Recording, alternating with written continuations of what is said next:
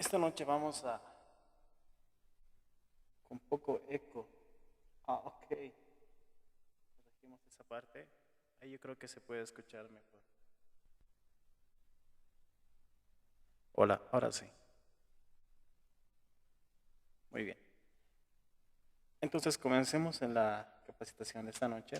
Vamos a hablar un poco acerca de lo que son los motores eléctricos, en primer lugar. Y para comenzar, eh, tenemos los motores asíncronos en corriente alterna. Hay una clasificación de motores, las cuales van correspondiente al tipo de corriente que son alimentados. Estos pueden ser de corriente alterna o pueden ser de corriente continua. Estos motores de corriente alterna, si nosotros observamos internamente cómo funcionan, nos encontramos con dos partes importantes. Una parte conocida como el estator, lo vamos a señalar. Acá lo tenemos el estator. El estator va referido a la parte estática del motor. ¿Sí? Podemos ver que viene en la parte de acá. Y nosotros tenemos este eje, el cual hace su movimiento de rotación. Y este elemento lo vamos a conocer como rotor, ¿no? Entonces, las dos partes importantes de los motores asíncronos son los que son el estator y el rotor. Ahora, muy bien. Estos están alimentados, como se ve aquí en la gráfica, con corriente alterna, ¿no? Lo que sucede aquí adentro es que va haciendo la ley de Ampere, la ley que podemos generar corriente alterna o campos magnéticos. Acá les muestro la gráfica. Si nosotros metemos corriente a través de un conductor eléctrico, generamos un campo magnético. Ahora, no importa cuál sea el campo magnético al cual nosotros, cuál sea el conductor que nosotros conduzcamos la corriente. Puede que conduzcamos 1 amperio, 2 amperios, 0,5 amperios. La corriente siempre va a generar un campo magnético. La condición en esta parte es embobinar, juntar los cables. Y cuando hacemos esa combinación de varios cables, lo que estamos haciendo es sumar los campos magnéticos que se generan a través del conductor. Y a esta sumatoria ya lo podemos llamar como una electrobobina.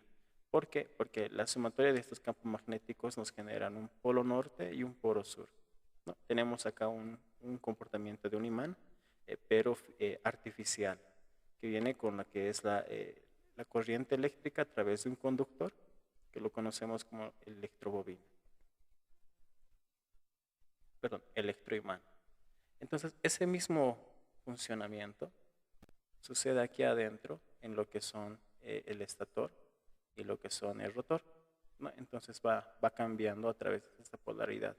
Ahora, la ventaja de estos motores de corriente asíncrona van en que podemos generar una gran potencia que podemos extraer de esta punta del eje a una velocidad estable. ¿Qué quiere decir esto? Si nosotros observamos, lo voy a dibujar aquí abajo, la construcción de estos motores, internamente llamamos polos a un par de bobinas, ¿no? Entonces, eh, al comportamiento del motor, nosotros podemos tener las revoluciones, y le vamos a llamar que ese motor asíncrono tiene una revolución de 1500 revoluciones por minuto. ¿Qué quiere decir? Que el eje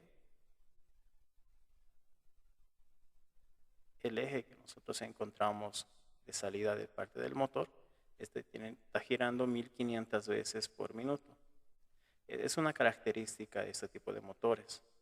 Ahora, ¿qué sucede? Nosotros tenemos una frecuencia de red. La más conocida es la frecuencia de los 50 Hz. No lo extraemos de esta parte de acá. La onda senoidal que nos alimenta la corriente alterna tiene una frecuencia de 50 Hz. Entonces, respecto a la frecuencia, respecto al funcionamiento, idealmente esos motores asíncronos deberían girar a esa velocidad de los 1500. para una cantidad de polos determinados, ¿no? Revoluciones por minuto. Lo vamos a llamar de esta manera. ¿Qué sucede en estos motores? Sucede que el rotor no gira a los 1500 revoluciones por minuto. Tiene un deslizamiento. Ese es el nombre con el cual se conoce a la medida en la cual nosotros tenemos el ideal, pero realmente el motor puede estar girando a los 1450 revoluciones por minuto, ¿no? Entonces, ahí tenemos como 50 revoluciones por minuto, que es una diferencia. A esto se lo conoce como deslizamiento. A esas 50 revoluciones por minuto, las cuales es por esta razón con la cual se conocen como motores asíncronos, porque no están en sincronía en la parte del rotor junto a la frecuencia. Internamente existe este deslizamiento, la cual atrasa un poco al motor, ¿no? Entonces son cosas que se consideran dentro del dimensionamiento de este tipo de motores. Muy bien, en Perú mencionan que es 60 Hz, ¿no? La frecuencia es 60 Hz. En Perú, el voltaje de alimentación que va referido hacia la área doméstica, residencial, ¿cuánto es el voltaje, Franklin?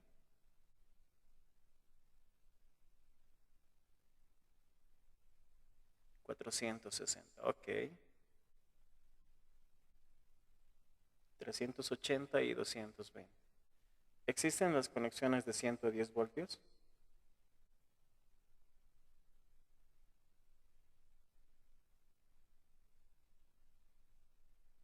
Para control, ok. Entonces, imagino que en la parte de distribución está, como mencioné en los comentarios, el voltaje 480, 380 voltios, 220 voltios y sobre todo en lo que es Estados Unidos se conoce los 110 voltios, ¿no? Entonces son frecuencias estándares, voltajes estándares, que algunos son domésticos y otros, como podemos ver en la parte de aquí arriba, estos ya son voltajes de tipo industrial.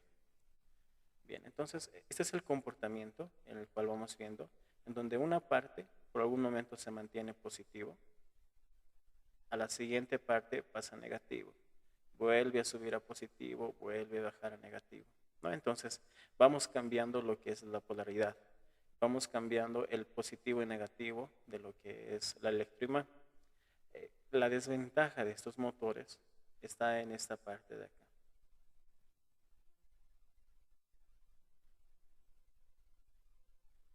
Acá, en donde se conecta la parte de las escobillas. Aquí hay un sector donde tienen unos carboncitos. Ahí se puede ver más. En esta parte, imaginemos, voy a ir aquí a la gráfica. Imaginemos que este rotor tiene que estar alimentado. ¿Sí? Y vamos a poner lo que son sus bobinas, ¿no? Tenemos que alimentar las bobinas. ¿Y qué es lo que sucede? Necesitamos alimentarlo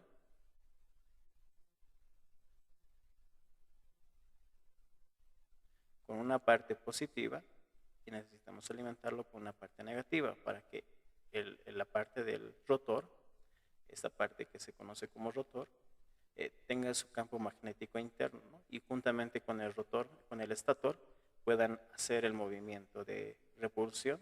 Recuerden que los imanes, positivo con positivo, se alejan, negativo con negativo se alejan, positivo con negativo se atraen y negativo con positivo igual se atraen.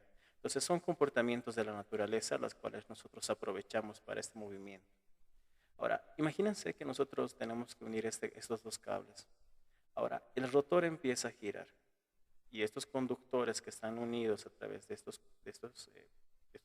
conductores, están unidos, al momento de girar, estos dos se van a ir enredando, ¿no? Se empiezan a enredar entre ellos. Porque están unidos en la parte de acá. Entonces aquí tendríamos un problema en la parte del rotor que no nos permitiría hacer un giro continuo. Entonces, ¿qué solución encontraron acá? Encontraron que nosotros podemos tener el rotor tenemos, sigue aquí las bobinas, pero las salidas de estas bobinas están conectadas a unas pequeñas placas de hierro. ¿Sí? Ahí, sobre la superficie del rotor. Y sobre esta superficie vienen aquí a hacer contacto superficial unos elementos que se llaman escobillas. Lo voy a hacer de otro color.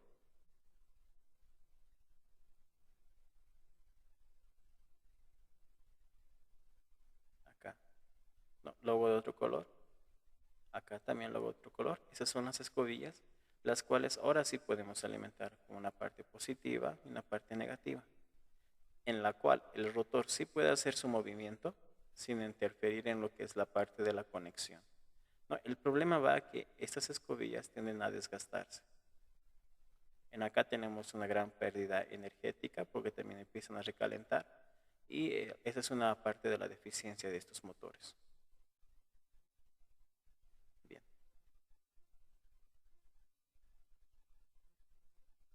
Estos son los de corriente alterna. Normalmente son grandes, presentan potencias de 1 HP, medio HP, que son instalados en equipos grandes. Si vamos a irnos un poco más a la parte electrónica, vamos a encontrarnos con motores de corriente continua, la segunda clasificación. En esta clasificación seguimos manteniendo lo que es la ley de Ampere, en la cual si un conductor es energizado a través de una corriente, ¿no? Este va a generar un campo magnético a través de lo largo del conductor. Si es una bobina, simplemente la sumatoria de sus campos magnéticos será más grande. Y los motores de corriente continua funcionan de esta manera, en la cual lo primero que se necesita es un campo magnético. ¿Sí? Lo primero que necesitamos para poder generar movimiento, convirtiendo la parte eléctrica a la parte mecánica, ¿no? Podemos alimentar con 5 voltios a 3 amperios y tenemos una cierta revolución, una cierta potencia de torque. Entonces, lo primero que necesitamos es un campo magnético.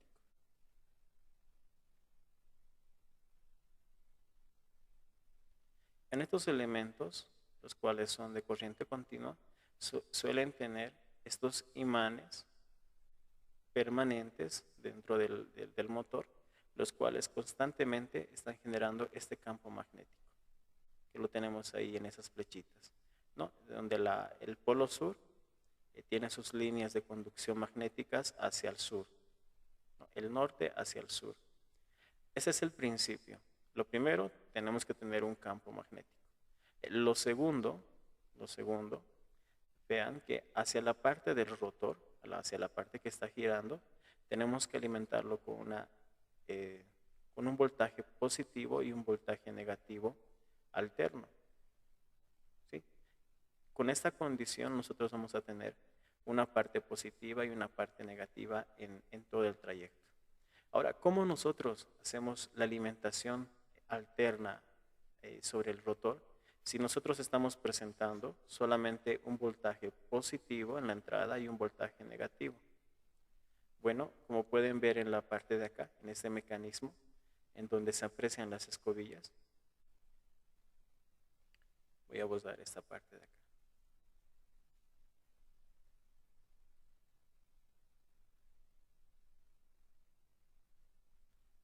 Ahí tengo mi alimentación positiva y aquí mi alimentación negativa. ¿No? Ahí tengo las dos alimentaciones que van a ir a la parte del rotor. La bobina, vean que nosotros tenemos en la parte del rotor conectado la parte positiva a través de esta escobilla. Esta es la escobilla, acá, y esta es la segunda escobilla para la parte negativa, ¿no? Entonces, por aquí está entrando corriente positiva, el voltaje positivo, el voltaje negativo, y observen de que tienen un mecanismo de estas planchitas, las cuales al mismo tiempo de girar, lo que está haciendo es cambiar la polaridad. Una parte en un momento se encuentra positivo y al siguiente, vean, se cambia a negativo. Este que está negativo vuelve a pasar a positivo y posteriormente pasa a negativo, ¿no? Entonces, este movimiento que se va generando simplemente es a través de la repulsión. Cuando están positivo con positivo, estos se van a alejar y cuando esté positivo con negativo, estos se atraen, ¿no? Se atraen entre sí.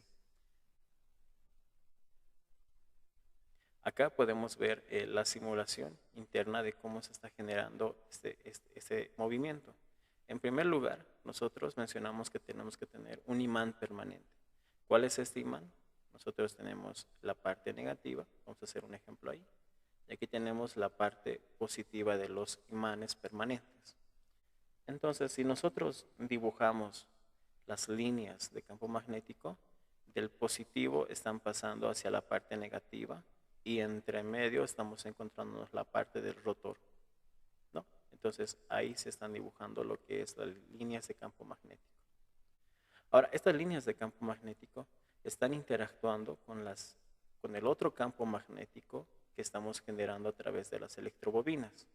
Y de esta manera tenemos este movimiento, lo que tenemos la conversión eléctrica. Aquí lo vamos a dibujar. Aquí tenemos la parte eléctrica. No, aquí tenemos la parte eléctrica. Esta es la energía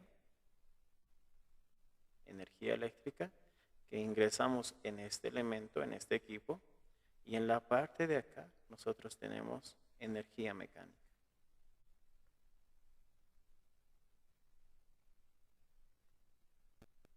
Ahora, muy bien. El motor, cuando hablamos de motores, recuerden de que el motor, en definiciones simples, es aquel elemento que nos permite convertir la energía eléctrica en energía mecánica, ¿no? Es un convertidor de energías. Otra clasificación de los motores, vamos a encontrar los motores paso a paso. Y como se ve acá en la simulación, lo que se trabaja en estos motores no es grandes velocidades como las teníamos acá. Acá tenemos un movimiento continuo. Es un movimiento.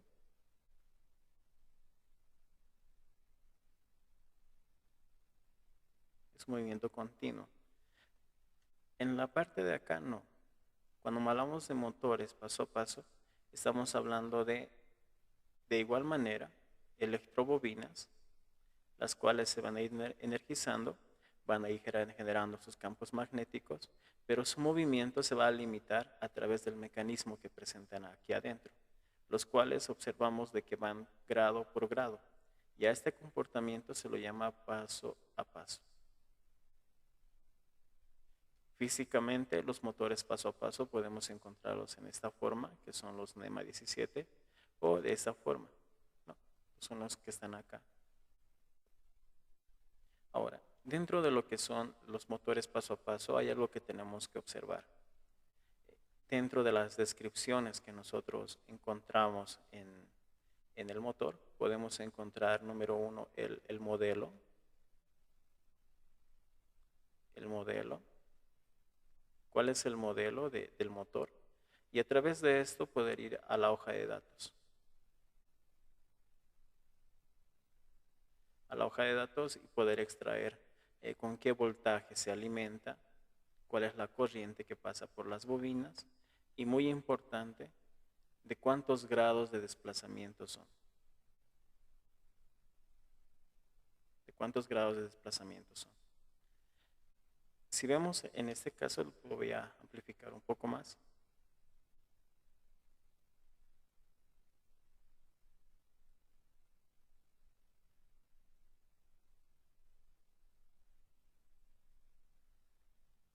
Acá podemos observar que primeramente tenemos el modelo.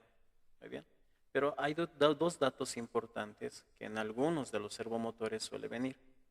El primero, si se puede apreciar ahí un poquito bien acercado, ahí me dice que es 1.7A. Y el segundo, ahí lo vamos a colocar, es 0,9 grados. ¿No? La pregunta va hacia ustedes. ¿Qué piensan que me esté dando con este valor? 1.7A.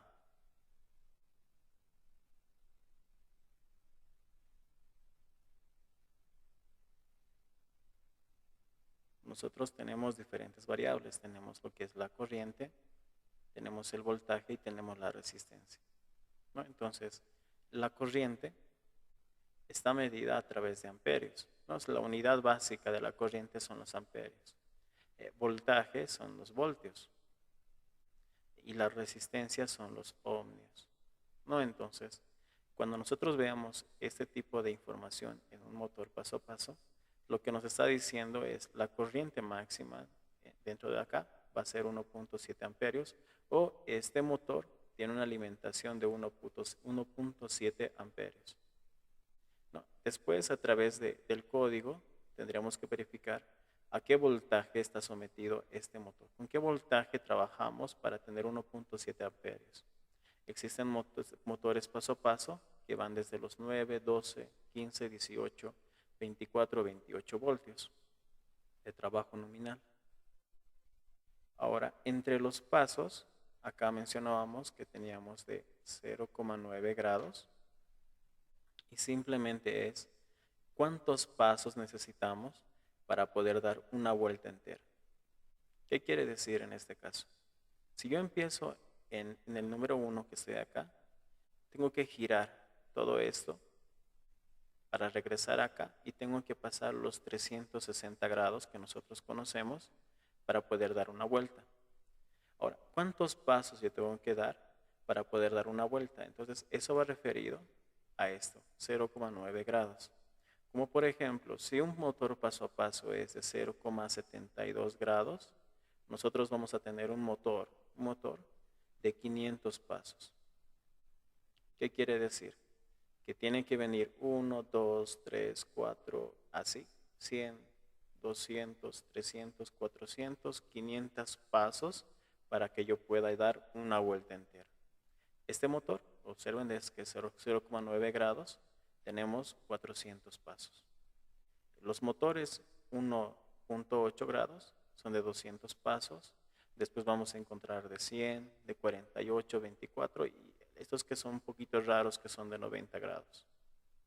Ahora, estas conversiones simplemente son así. Si nosotros colocamos 360 grados y dividimos a un motor de 1.8,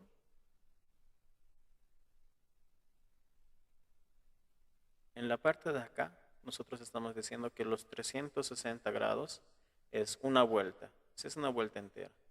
Y el motor es de 1.8. Entonces, esa es la matemática sencilla, poder dividir 360 entre 1.8 y nos va a dar igual a 200 pasos, ¿no? A 200 pasos. Ahora, ¿cuál es la diferencia en poder elegir un motor que nos dé 100 pasos a un motor que nos dé 500 pasos? La diferencia es en la precisión y también en la parte económica. Por ejemplo, un motor que nosotros podemos encontrar de 100 pasos es mucho más barato que un motor de 500 pasos. Ahora, un motor de 100 pasos no tiene la misma precisión que un motor de 500 pasos. Imaginemos de que estos motores están implementados en las impresoras 3D, ¿sí? Ahora, cuando nosotros queremos hacer una impresión de una hilera que es de esta manera, curvada, existen entre las coordenadas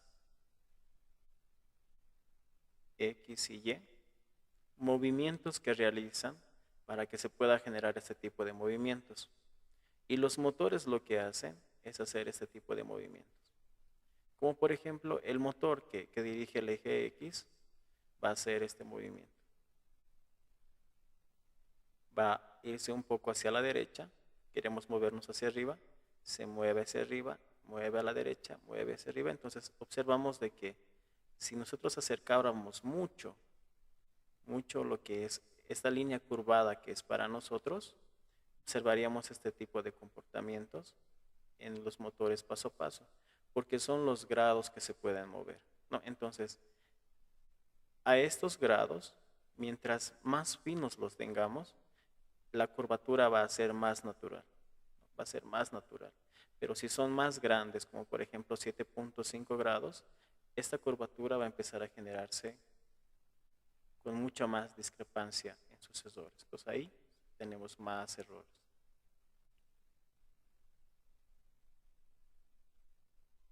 Ok, ¿cómo alimentamos un motor paso a paso?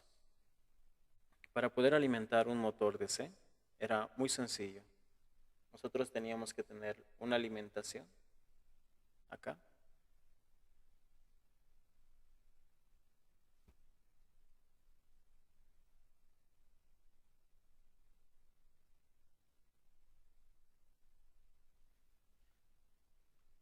Alimentábamos la parte negativa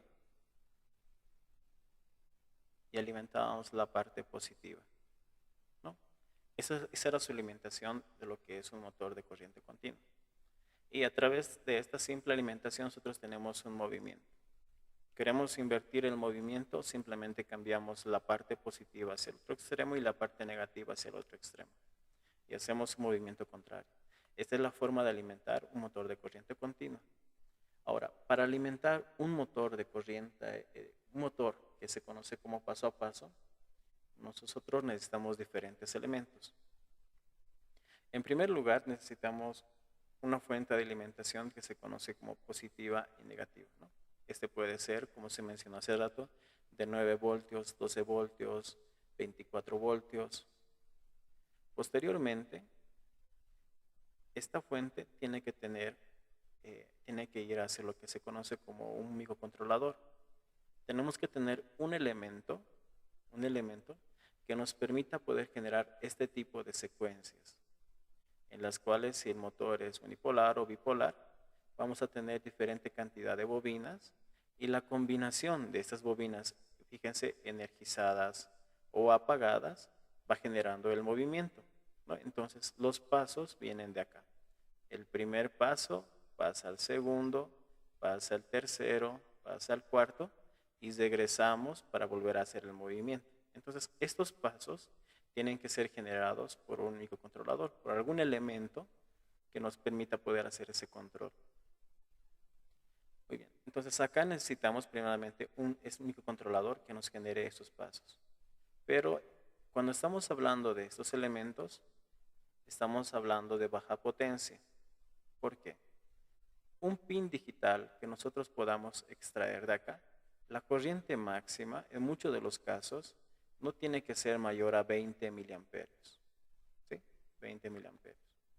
Ahora, un motor paso a paso necesita aproximadamente, como vimos en el caso anterior, 1.7 amperios. ¿Qué sucedería si nosotros hacemos la conexión directa de las bobinas? Podemos simplemente dañar este elemento, ¿no? Entonces, este elemento nos da la señal para poder hacer los movimientos, pero no es el encargado de poder mover. ¿Quién se encarga de eso? Se encarga otro elemento complementario que se conocen como los drivers o controladores, los cuales permiten amplificar esta señal, el cual viene a través del microcontrolador,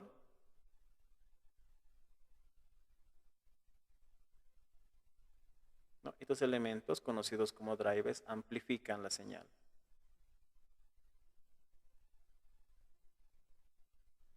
Y depende, si el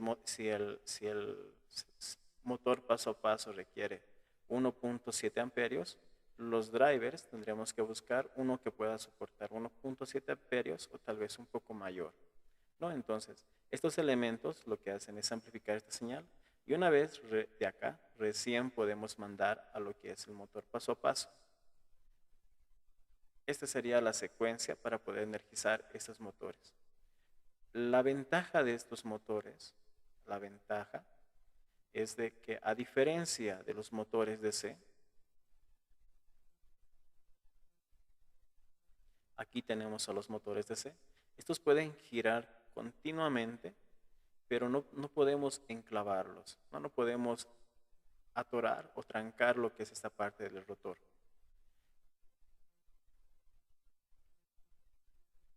La otra diferencia de estos motores paso a paso se van a presentar en lo que es la precisión. Si bien estos motores podemos detener el eje en un momento determinado y mantenerlos en ese lugar con la potencia requerida, acá nosotros estamos usando la precisión, ¿sí? Y con esta precisión también estos motores se vuelven lentos. Porque si estos motores de C estaban girando a los 100 revoluciones por segundo, estos se van a limitar a 20 revoluciones por minuto, por minuto. Entonces son más lentos, es una desventaja que tenemos. Sí ganamos lo que es la aplicación de precisión, pero a diferencia de los motores de C, son lentos.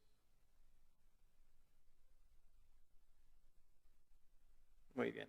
¿Aquí alguien tendría alguna pregunta acerca de los motores que hemos estado viendo?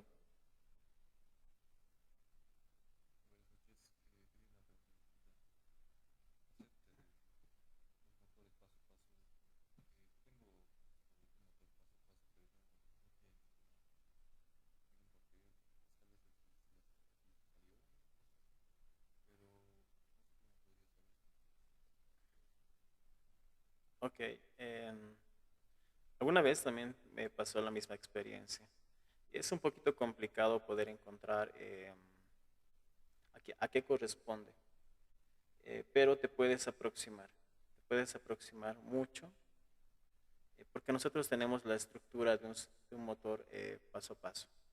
Vienen en esta forma, sobre todo cuando son nemas, vienen en este encapsulado que es de tipo cuadrado, en las cuales una forma de reconocer es por el tamaño.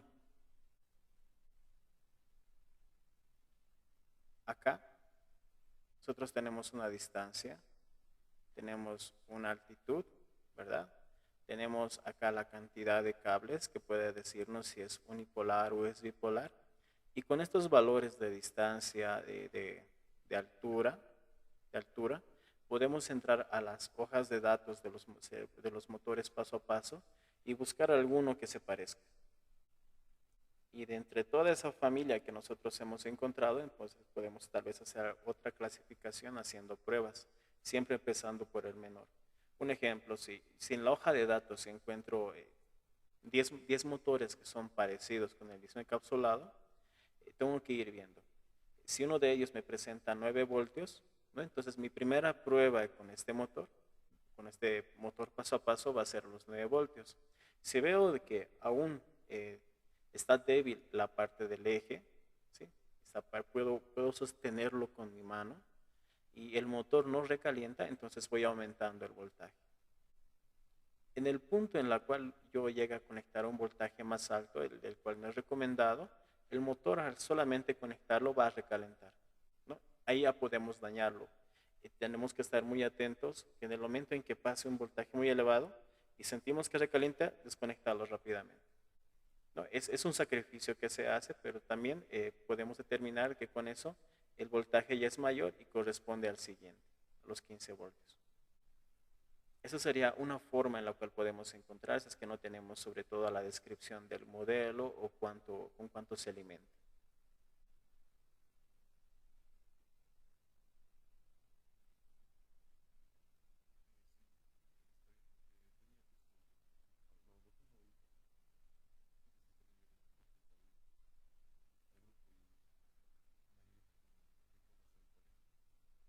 Yo creo que sí podemos hacer ese como trabajito práctico, sí lo podemos hacer. Subir una fotito de tu motor paso a paso y también súbelo a las medidas. Puedes agarrar un vernier, en el mejor de los casos, o una simple regla que nos permite saber cuáles son las distancias de tu motor.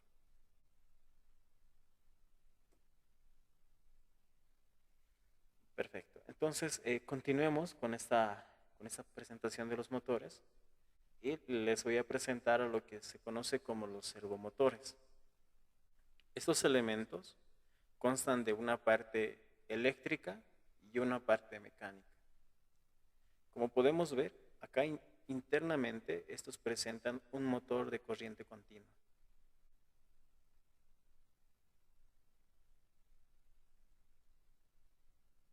Acá nosotros tenemos un motor de corriente continua.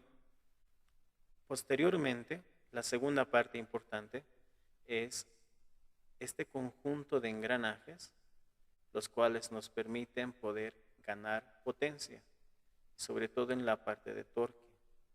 Juntamente con este eje, nosotros tenemos en la parte de acá una resistencia variable o un potenciómetro, el cual está verificando la posición de este eje, cuánto se ha movido, ¿no? Entonces, acá tenemos lo que es la parte eléctrica.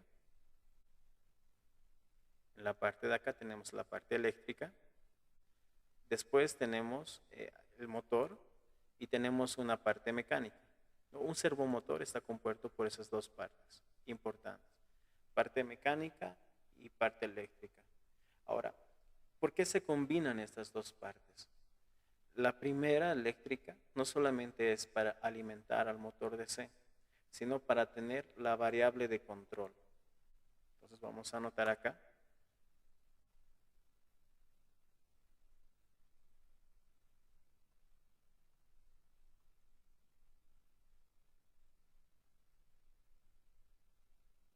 Aquí nosotros nos podemos hacer el control de posición.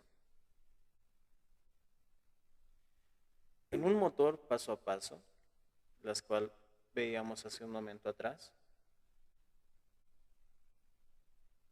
si regresamos acá, podemos ver los pasos a través de la cantidad o la posición a través de la cantidad de pasos que da este motor. Si por ejemplo es un motor de 200 pasos y nosotros lo hemos programado para que cumplan 100 pasos, ¿no? Entonces con ese simple cálculo podemos determinar de que el motor ha recorrido 180 grados. ¿No? El control de la posición va a través de los pasos que va a dar. En un motor DC, no tenemos la control de posición. Este motor va a seguir girando y girando y nosotros no vamos a tener esa capacidad de poder controlar a una posición exacta, ¿no? Entonces, por esa razón, a este motor DC se le implementa lo que es una parte mecánica y también una parte de un circuito integrado que realiza la parte de control. Acá. Una vez que enviamos la señal, estos motores cuentan con 3 entradas, las cuales la principal es BCC y GND como alimentación. BCC va a través de desde los 4 voltios máximo hasta los 6 voltios. En el caso de los servomotores hay que revisar eso muy bien en la hoja de datos. Nominalmente se lo controla a los 5 voltios. Después tenemos GND y tenemos un pin especial que es el pin de señal. Lo podemos ver en la parte de acá, en el cual nosotros vamos a mandar información.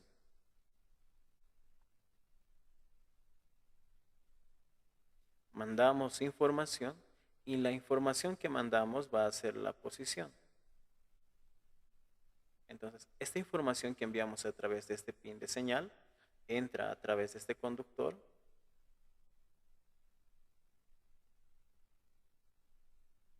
Entra a través de los conductores, entra al circuito eléctrico y va controlando lo que es esta resistencia variable. Controla la posición a través de esta resistencia variable que lo utiliza el servomotor como un sensor de posición.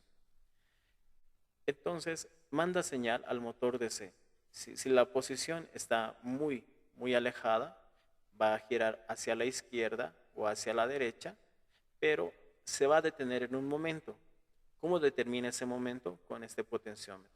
Cuando el potenciómetro determina que está en la posición ideal, entonces se empieza a autoenclavar esta parte del motor DC, haciendo una serie de maniobras positivo, negativo, y nos permite no solamente poder tener la posición, sino establecer la posición. Lo mismo que en un motor paso a paso. Esta señal que enviamos acá en el servomotor se controla de la siguiente manera. Y a este control se lo conoce como PWM.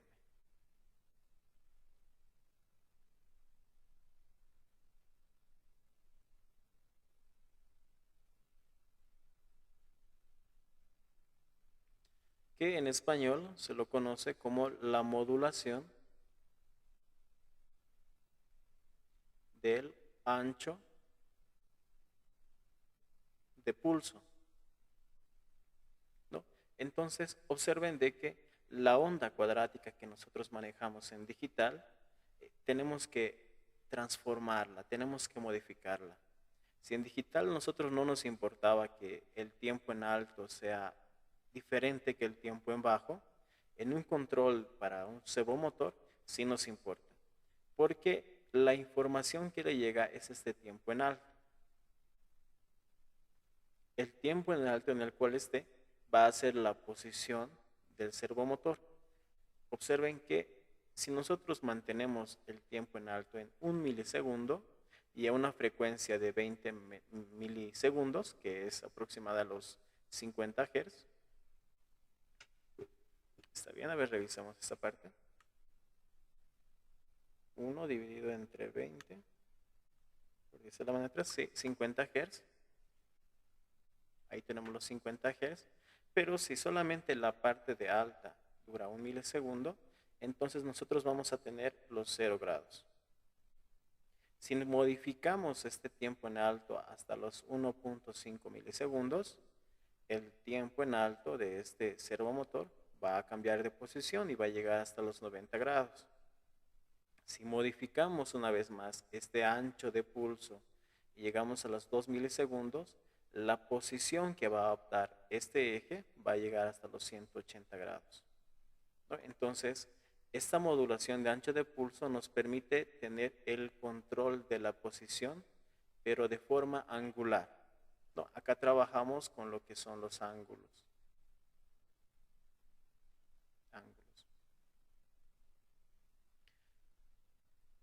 ¿Aquí alguien tendría alguna pregunta acerca de lo que es el comportamiento y funcionamiento de un servomotor?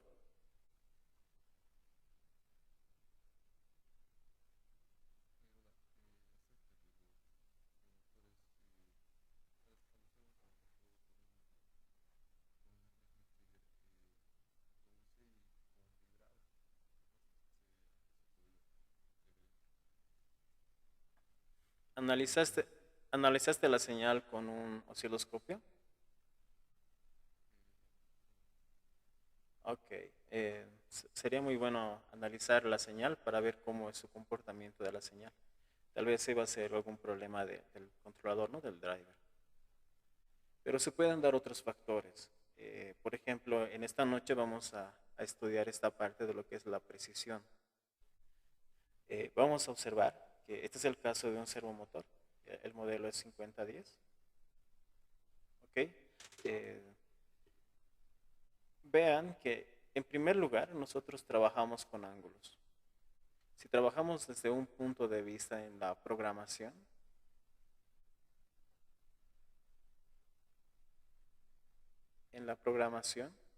tú tienes que escribirle que el servomotor quiero enviarle a 25 grados, ¿no?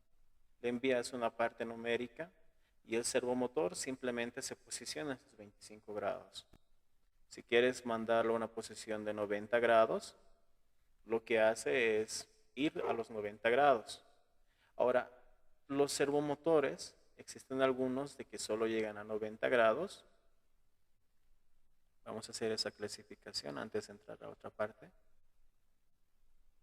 Los servomotores pueden encontrarlos de 90 grados, de 180 grados, de 360 grados, ¿no? 360 grados, y hay algunos especiales que son de 210 grados, si no me equivoco. Muy bien, entonces, ¿qué significa esto? El máximo movimiento que vamos a tener de este eje y el control solo va a ser de 0 a 90 grados. Para los que son de 180 va a ser de 0 a 180. Los que son de 360 grados son servomotores de movimiento continuo. ¿Qué quiere decir esto? Que si yo voy a hacerle girar hacia el lado derecho, va a girar constantemente hacia el lado derecho, pero con una desventaja. Estos motores de corriente de 360 grados pierden el control de la posición. El control de la posición no existe para estos motores que son de movimiento continuo, ¿no? Servomotores. Y posteriormente los de 210, que quiere decir de que su máximo ángulo que vamos a poder manejar es de 0 a 210 grados. Entonces, es muy importante eso poder observar en los servomotores. Y en la parte de acá, como se les mencionaba, en acá se le envió a través de un Arduino, ¿no? Simplemente se le dijo, servomotor, posiciónate a los 0 grados. Y podemos ver que en este estudio, la posición de este motor no está a los 0 grados. Si podemos determinar este eje como referencia, lo tenemos a 3.5 grados aproximadamente. Posteriormente, observen que se le dijo que se posicione a los 20 grados, ¿no? Y la referencia, sin perder esta referencia de X, el movimiento llega hasta los 22.5 grados. Entonces acá teníamos un error de 3.5 grados y en esta parte tenemos un error de 2.5 grados. No, vean este otro ejemplo. Se le dijo al servomotor, ponte a los 30 grados y este servomotor se posicionó a los 31.5. Acá tendríamos un error de 1.5 grados.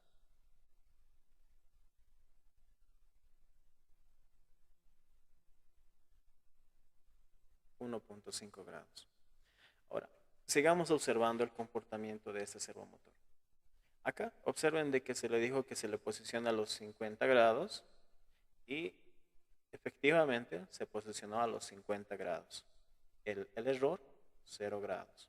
Perfecto. Más adelante se le dijo a los 70 grados y se posicionó a los 68.5 grados.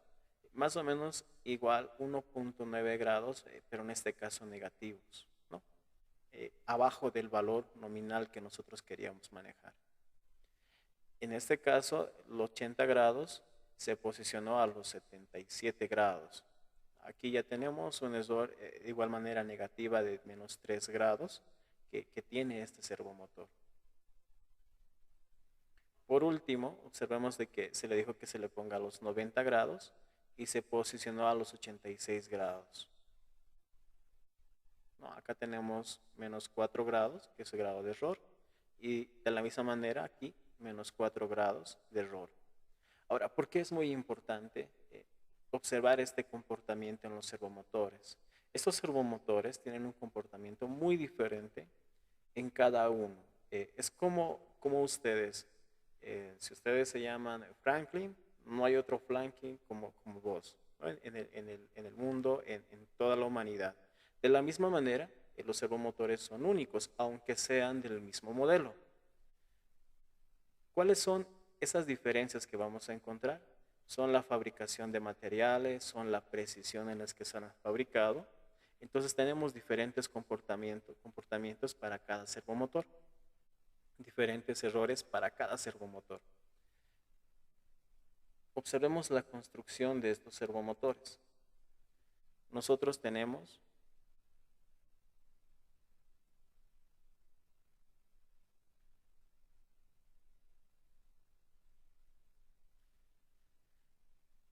en la parte de acá una resistencia variable, ¿no? Esta resistencia variable lo que hace es controlar la posición. ¿Qué quiere decir? Que tenemos la resistencia, ¿no? Pero es variable, va cambiando su valor en la posición que nosotros le demos. Ahora, recuerden que las resistencias no son valores fijos. Cuando estudiamos las resistencias, tenían su tolerancia,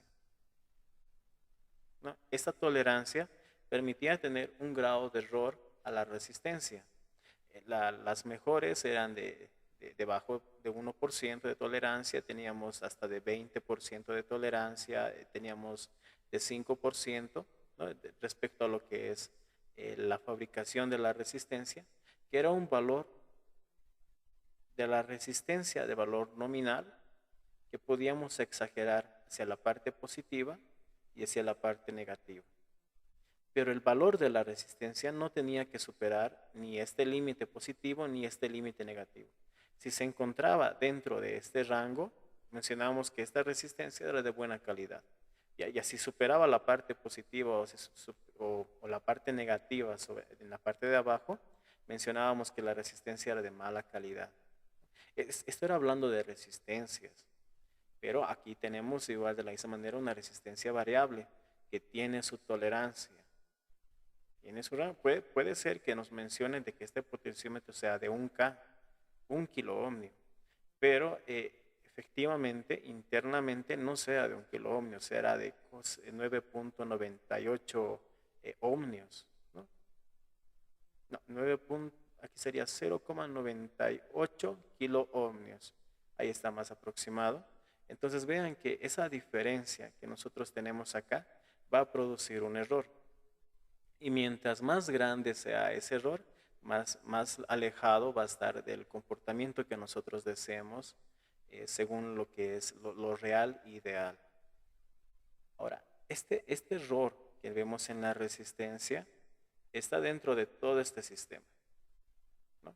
Está dentro de lo que es la parte del servomotor y afecta al comportamiento de lo que es la posición del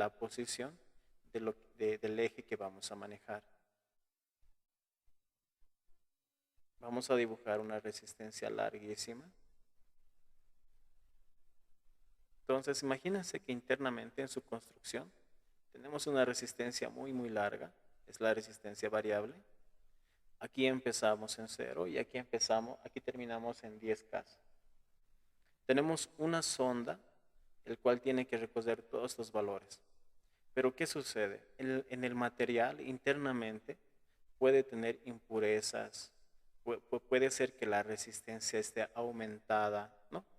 Entre todo esto, 10K, perfecto, pero la combinación interna de esta resistencia puede ser de que esté correcto, sube la resistencia, correcto, bajamos un poquito la resistencia y llegamos a los 10K, ¿no? Entonces, este mismo comportamiento de lo que es la parte de la resistencia también afecta acá, ¿no? Hablando de lo que es la fabricación de los potenciómetros. Y es por esa razón que se menciona de que estos servomotores en sus comportamientos son únicos, porque no va a haber una fabricación de igual que la otra. Y es por esa razón que nosotros en los servomotores sobre todo observamos esta variación de rango de errores. Si nosotros enviamos lo que son 50 grados, véanse acá, no me da ningún error. Me da los 50 grados a las cuales quiero que se mantenga el servomotor.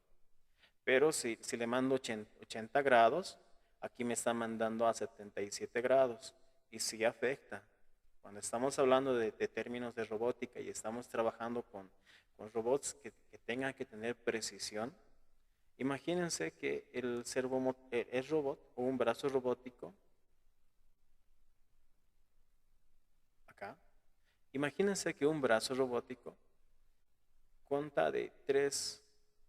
Ahí tenemos el primer servomotor, aquí tenemos el segundo servomotor, aquí tengamos el tercer servomotor.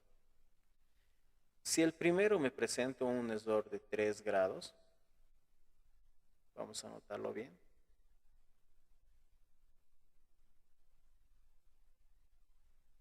De 3 grados, el segundo que me presente 5 grados y el último que me presente un error igual de 3 grados. Sumemos, hagamos una sumatoria simple en donde nosotros tenemos 3, 6 y tenemos 5. Entonces, la sumatoria de todo este sistema que se está moviendo me presenta un rango de 11 grados. A pequeñas distancias, los 11 grados no es mucho, ¿no? Esta desviación, este error que tenemos no es mucho. Pero cuando estamos trabajando con grandes distancias, este error a los 11 grados se amplifica, ¿no? Podemos proyectar un poco más y ahí tenemos el segundo error, el error 1. Donde el error 1 es más grande que el primer error porque la distancia es más larga. Entonces no son variables que se van considerando, sobre todo en esta parte de los errores que se manejan en el servomotor. Bien, ¿aquí alguna pregunta, alguna duda?